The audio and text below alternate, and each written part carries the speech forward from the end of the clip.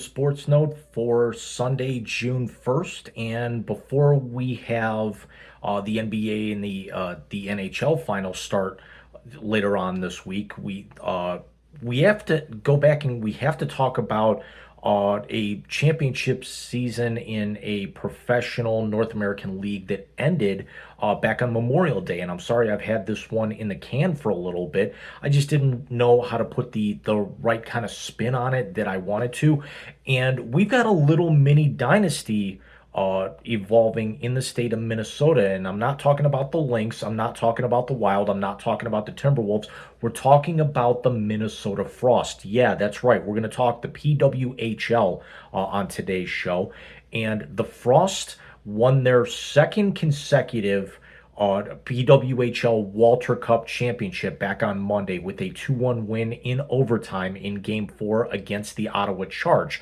Now, what's notable about this are multiple items, but the first would be the PWHL's only had 2 seasons. The Minnesota Frost have won both of them. They won the finals last year over the Boston Fleet and won this year back on Monday 3-1 again over the Ottawa Charge in a very hotly contested 4-game series.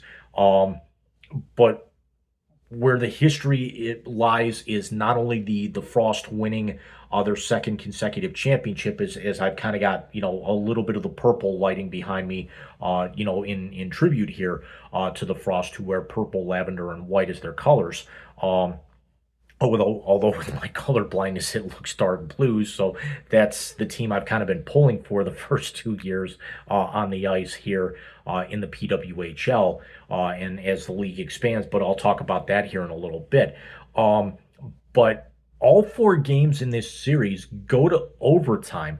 Now, Game 4 with the it was the first and only game of the series that Minnesota ended up scoring first. Now, Ottawa had actually had scored first in all three in the first 3 games. Ottawa wins Game 1, and then Minnesota wins the next 3, and they hoist the Walter Cup back on Monday at the XL Energy Center. And I'm not going to make this is not meant to be a crack against the Lynx, who have a couple of WNBA championships, the Wild, who have only been to one Western Conference final, the Timberwolves, who were just dominated in kind of sort of a gentleman's sweep by the Oklahoma City Thunder as they prepare for the Indiana Pacers coming up on Thursday night in Game 1 of the NBA Finals. But I'm glad that Minnesota was able to close this thing out at home as they were on the road last year. But with the with the win, not only was it 2-1 in overtime, all 4 games ended in overtime, and all 4 games had a 2-1 final, which I don't know, quite honestly, if that's ever happened in the history of the NHL. Certainly, it's the first in the PWHL, and as you know, they just wrapped up year number 2, of course. But this was also, if you're a fan of great goaltending, this is the series that you wanted to watch. You had Gwyneth Phillips, the goaltender for the Ottawa Charge, going up against Maddie Rooney, the goaltender for the Minnesota Frost. And if Maddie Rooney's name sounds familiar, if you're a fan of international hockey, especially Team USA, that name you should know exactly who that is. Maddie Rooney was the goaltender when the U.S. won the gold medal at the Pyeongchang Olympics back in 2018 in that thrilling gold medal match against Canada. Phillips is the current starting goaltender, or one of the starting goaltenders for Team USA in international competition, and they've won the 25th. They just in like early April won the 2025 IIHF, the International Hockey Federation, the IIHF Women's World Championship, and just the clinic that both of these ladies put on. Phillips was 4-0-4 in the playoffs for the Charge. She posted a league best 1.23 goals allowed average, which is unheard of. And then she also had the only shutout in the entire PWHL playoffs, and that was a 1-0 win against the Montreal Victoire in Game 3 back in the first round. And that game that she won against Canada to win the World Championship was a 4-3 overtime win. So overtime in a massive setting like this is nothing new for Phillips. She gets the win. In the World Championships, unfortunately comes up on the wrong side here. But Rooney, who just turned 27, she was 5-0-0 in these playoffs, and she was 8-7-3 with a 907 save percentage in the regular season. Now that wasn't great, but once the regular season ended, and we'll talk about the tumultuous road that Minnesota had to even get to this point here in a second. But once she got in, it was essentially kind of lights out. You knew that she was not going to give up very many goals. Her backup, Nicole Hensley, was 1-1-1 in the postseason. She had a 2.43 goals allowed and a 906 save percentage. So the joke after with Rooney and Hensley both being interviewed by TSN after the trophy had been presented was death, taxes, and who is head coach Ken Clee starting in net for the Frost. And Ken Clee's definitely a name that hockey fans are going to remember. We'll come back to him here in just a moment. But the Frost were the very last team to get into the playoffs, and that was basically on a tiebreaker. There's 30 games in the PWHL regular season. The Frost and the Fleet, the two teams that met in the Walter Cup finals last year, both finished with 44 points on the season. The only difference is the Frost had 10 regular season wins, the Fleet only had 9. So by that one little tiebreaker, the Frost go in, the Fleet sit home. The Frost again, once they get into the playoffs, it's kind of, I don't want to say it's academic, but it's kind of academic. The Frost take out the top overall seed, the Toronto Scepters, in the first round. Toronto drops the first game, and then Minnesota wins 3 straight. Where have we heard that? Oh yeah, it happened in the finals against the Charge. It for the Charge, they go to 4 as well against the Victoire.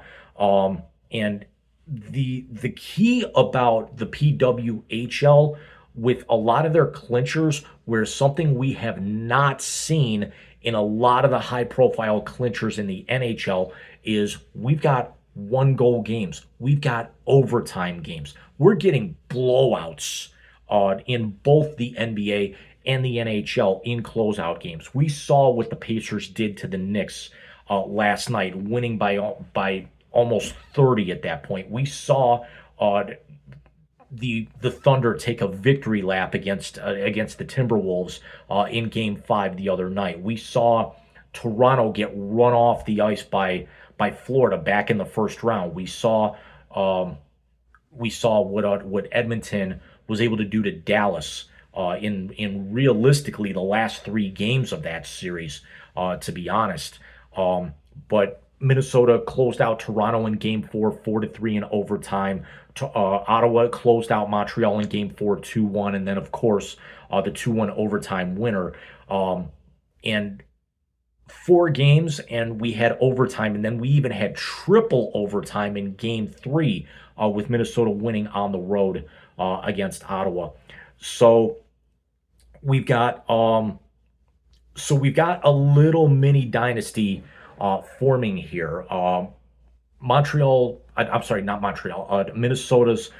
first overall pick last year, Taylor Heisey, finished the season 10th in scoring. She had 22 points, 8 goals, 14 assists. And as a rookie last year, all Heisey did was win the Alana Kloss playoff MVP. They're the PWHL's version of the Conn Smythe Trophy. She was not really kind of in the running this year for that, as she did seem to take a little bit of a step back in year two. But there's no doubt when the PWHL expands that Minnesota would be very foolish not to protect Heisey in that expansion draft, which we'll talk about here in a few minutes. But Phillips, again, 4-0-4 in the playoffs. She ended up winning the Kloss Award this year in a losing effort with that 1-2-3 goals allowed average, with that 952 save percentage in 8 games, with that lone shutout. And for the 11,000 plus fans that were in the XL Energy Center, you have to not only have to tip your hat to both of these teams, but you really have to give a lot of class and a lot of flowers to the fans that were in attendance. Not only were they very vocal and vibrant and loud throughout, with a lot of really key chances on both ends, but even after Liz Sheppers scores the overtime winner at 11:59 of the first overtime. In game four, the Charge remained on the ice. They kind of there was a lot of scuttlebutt that Phillips was going to win the Kloss Award for what she did. She was hands down the best player in the playoffs, regardless of the 4 teams that were in there. She was certainly the best player on the ice all 4 games in the Walter Cup finals. But when greeted and praised by Jocks and Jill's podcast host Tessa Bonham, kind of how Gary Bettman would give a speech in the NHL. Bonham, praised up everything. She introduced Alana Kloss to present the award. She introduced Billie Jean King to be able to speak to both teams, and Billie Jean King was able to kind of sort of be the lead-in to the Walter Cup coming out. And the cup was presented by her name is eluding me right now. I'm sorry. I had this. This is kind of buried in my notes. But Kimber Walter, the co-founder of the league,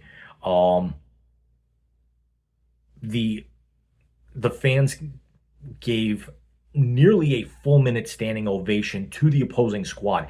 Name another sport that we've seen that happen. When the Panthers won the Stanley Cup last year, fans were actually booing. There were a decent number of fans that were booing Connor McDavid winning the Conn Smythe, despite the fact that McDavid was the best skater on the ice. Now, Sergei Bobrovsky might have actually been the best player, but McDavid was the reason why that series went to 7. Bobrovsky was the reason that the Panthers got to 3-0. McDavid was the reason that series went 7. To be honest, with the way that he woke up in games 4, 5, and 6. But Kelly Panik opened the scoring for Minnesota at 10:10 of the second period. And again, the lone time that Minnesota scored first in the entire series.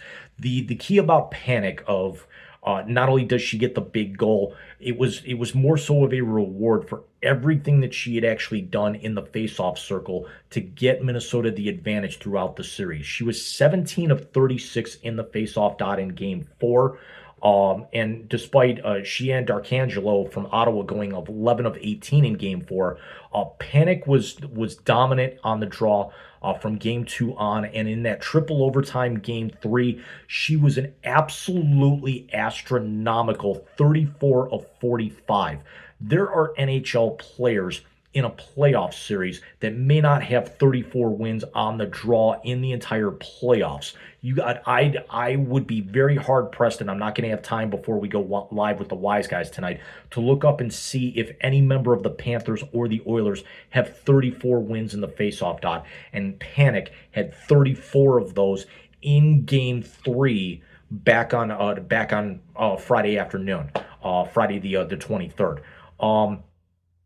But getting back to somebody I mentioned a moment ago, and that's Liz Shepherd. Now, Shepherd was a 5-year player at Ohio State. She put up 63 goals in 5 years, and she's gone to the PWHL, and it's not been exactly the transition she had hoped for. She's only got 2 goals in 2 seasons, and both of those goals came this year. But what the key is for Shepherds is that she's got the 2 biggest goals in Minnesota Frost history because she's got the cup clinching goal in both finals the last 2 years. She gets the overtime winner last Monday. She gets the game 4 winner against Boston a year ago.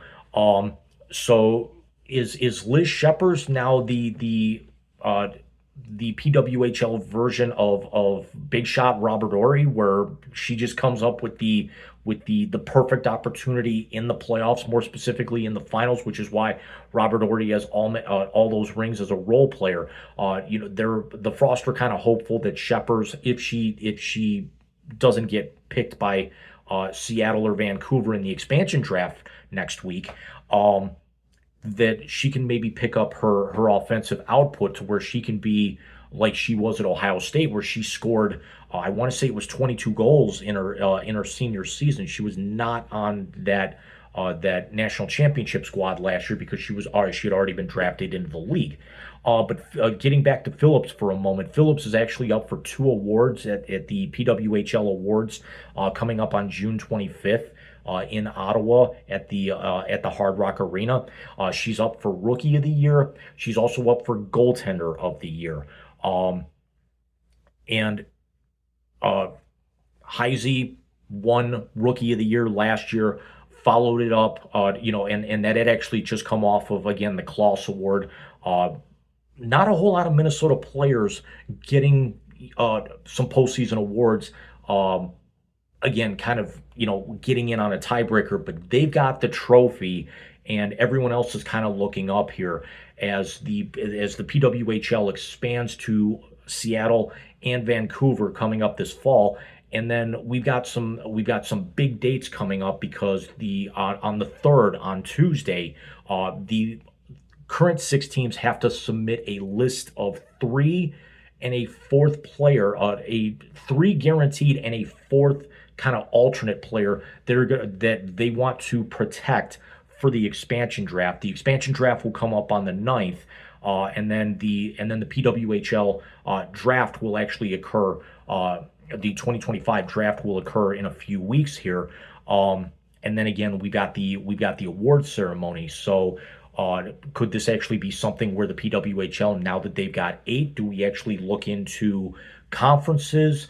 Are we going to actually have all 8 get in? Are they still going to keep the top 4 depending on where they file? Do they expand it out to 6 at that point? Where's going to be the next expansion? So let me know what you guys think. Did you catch any of the PWHL playoffs? Do you actually see Minnesota maybe making this a three-peat? And I'm going to draw the comparison. We remember when the WNBA was in its infantile state that the Houston Comets went out and won the league's first 4 championships. Now, the Comets eventually folded, but are we looking at possibly the same thing with the Frost? Is that, Heisey was the biggest name out there to go number 1 overall in the inaugural draft. She was the first player ever picked in a PWHL draft. But is this something of them piecing everything together just right where they could end up going on that run without that mega superstar that a lot of people are kind of, putting all their eggs in the basket of or getting behind? It kind of like what we've seen with Renata Fost with the Toronto Scepters. I will be back with you guys very, very soon. Wise Guys Sports Show Sunday nights at 8:30 p.m. on our YouTube channel. Everybody take care.